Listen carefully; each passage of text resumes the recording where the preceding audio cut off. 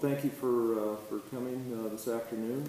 My name is Joe Geare, and I'm with the Vice President of Sales and Operations for NCS Energy Services. And I think before I have the opportunity to really get in on the launch of our new closable sleeve system, I got to give you a little bit of history about NCS if you may not be familiar with this. NCS is a company that started back in 2006. And during that time, we were just kind of a company that was trying to survive and do a little bit whatever we could do in the industry. In 2008, we launched what we call our Mongoose system. And our Mongoose system is a sand jet perforating system that gives the operators to go in and single point inject fracs in a specific target area or target zone of interest. Where if you look at the competitive technology that's out there today is more of a plug and perf application or open hole ball drop systems. By doing single point injection, it gives you the opportunity to have the best wellbore connectivity to get the ultimate reservoir drainage that you can. That's with the technology that's in the marketplace today. In 2011, we launched what we call our multi-stage unlimited sleeve system. And since then, based on the handout that you can see, we've run approximately 48,000 sleeves. Initially, this technology took off in Canada. And over the last 2 years, we've been really having an impact in the marketplace in the lower 48. Some of the things that we have give the operators the ability to do is have better wellbore connectivity, get a better zone isolation from one frac stage to another frac stage, and also to give the operators to ultimately drain that reservoir to its ultimate capabilities that it has today. So if you look at some of the data that we've run, again, over 48,000 stages of sleeves, over 5,000. We have a lot of history, even though that we may not be well known in the marketplace, the technology is definitely growing in the market. So how our system works, and again, I apologize for not having an overhead to be able to show you a couple of animations, but basically what we do is we'll run these sleeves on the customer's casing string, their production string, and when we run those sleeves in place, then we will go in later when they go to frac, and we'll bring coil tubing on location, go in there and selectively locate sleeves from the bottom up, isolate, open that sleeve, and frac that single point injection from that point. And we will keep coming up the wellbore until we located and fracked every sleeve. We recently set a world record in the Bakken where we ran 93 sleeves and we did 93 fracs in one run. So that was definitely a world record. Prior to that, we held the world record, and I was doing 92 sleeves in the Eagle Ford in one run, and we're getting ready to do a 101 stage job in the Bakken. Excuse me. So once you've fracked all your sleeves, or opened all your sleeves and fracked each zone, then you just pull out the wellbore and you have a full opening IV wellbore. There's no composite plugs to mill out, there's no balls to float back or dissolve, no ball seats to worry about drilling out at a later date. So in last year, in talking to some different operators wanted to have the ability to go in there and close off particular sleeves. So hence the reason why we're here, we developed our closable sleeve system. And a couple of the neat features about this system that gives you the ability not only to close it, but you can open and close it multiple times. So if you wanted to get into a situation to where you had a water zone that was flooding out that particular area of interest, you can go in there and shut that zone off. So I can shut off unwanted water, unwanted gas production. If I wanted to go in and refrac a well, which is definitely a big growth opportunity for the service companies as well as the operators, I can go over and close off any sleeve that I wanted to and either refrac it when it's in the open position, close it off, come up to another area above that sleeve, go in there and do a perforate, and then refrac that zone there. Minimize sand production. So we did some work for an operator in Canada where after the fracs they were getting a lot of influx of sand coming in the wellbore during their flowback.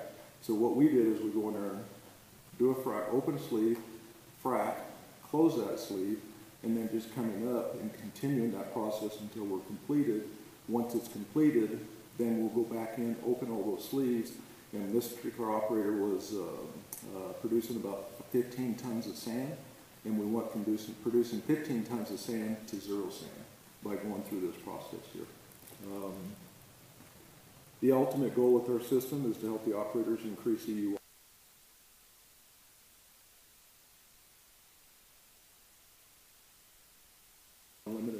sleeves in a wellbore. We can do it both in open hole or cemented applications. We also have the ability to clean up the screen out if it happens, because we have the frac horsepower on location by about 2/3. We can save up to 20% water on a particular, much faster than plug and perf applications. No milling out or drilling out plugs when we're done. And that's pretty much it. What was the length of the lateral, the 93 stages? Yeah, it was 19,000. We actually broke 3 records on that well, so that was the most stages done in one run for us, 93. It was the longest lateral that we have done, which was 19,000, so let's get right here, 19,976 feet. Now, are you talking total measured depth? Total measured depth. The lateral length was right around 9,800 feet. Okay, there we go. Yeah. Our deepest TBD has been 15,300 feet, and deepest measured depth was the 19,976. And we're getting ready to do another job in Oklahoma that will be pushing right at 20,000 feet on deepest measured depth. Now, you said something about refrac the zone. Okay, when I think of a refrac, it's going into a well that is produced for 4 years. Correct. And so, are you saying that we're in our initial frac job, and this is allowing us to see that we didn't frac a stage right, and we can go back in? No, it's more that 4 years down the road type scenario. Okay. So, you know, if we've got a particular zone that is either watering out or my gas production, my oil production has gone way down, but I know there's more behind the pipe, and that particular zone has just shut itself off, what we can do is either go in and refrac that particular zone, which typically is not done, or we will close that sleeve, hence the reason for this closable sleeve. We will close that sleeve, come up, and then do a sand jet perforate. Basically, we're cutting holes in the casing with our mongoose tool, and then they will refrac at that particular point. So the new technology is just as applicable to a refrac as it is to more so to a refrac. Yeah, and that's one of the reasons why we developed it, is because we're trying to look at the future. If you look at you know, the technology that's out there today, whether it's a plug and perf technology or open hole completions, ball drop type technology, there is really no good way to go in there and refrac those wells without a very costly price tag to the operator. With this system here, because we're going to continue to leave you full wellbore ID, and then you have the ability to go close those sleeves off, refrac those wells at a much less cost than conventional ways today. Can I ask a silly question to start off? You may have mentioned that the well that had all the historical first on it. Mm-hmm. Where was that? That was in the Bakken, Williston Basin. That was in the Bakken? Yes, sir. Okay. When was that? We finished that job 3 months ago. I believe it was 3 months ago.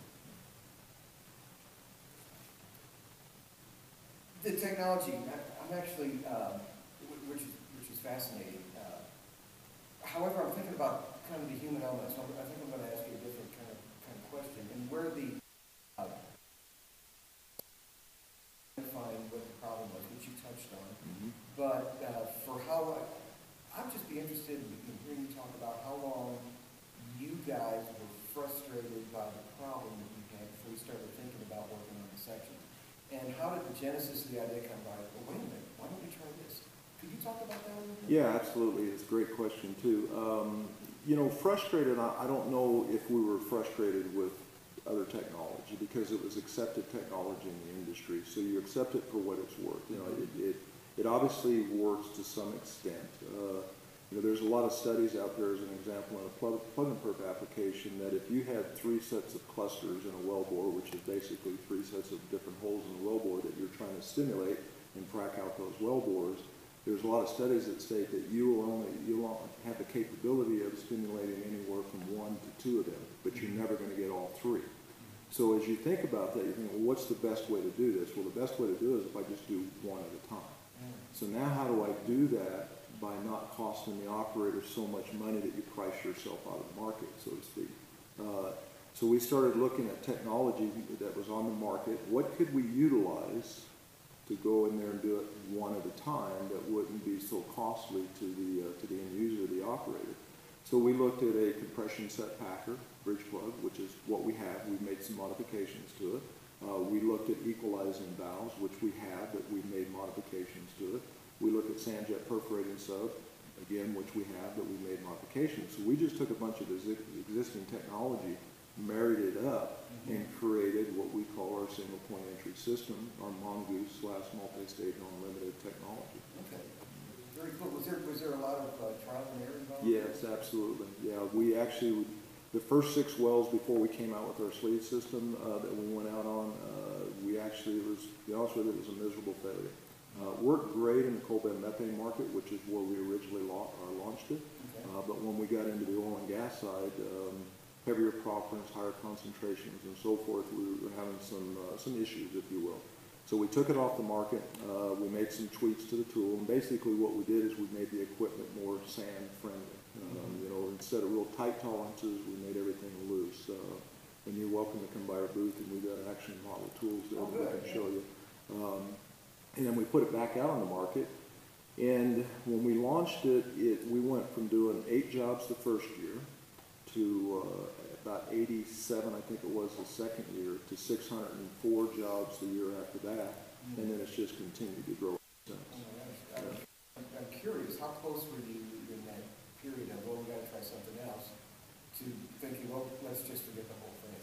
How close were we to shutting the doors? Very close. Okay. Yeah, very close. Everybody believed that this was the right.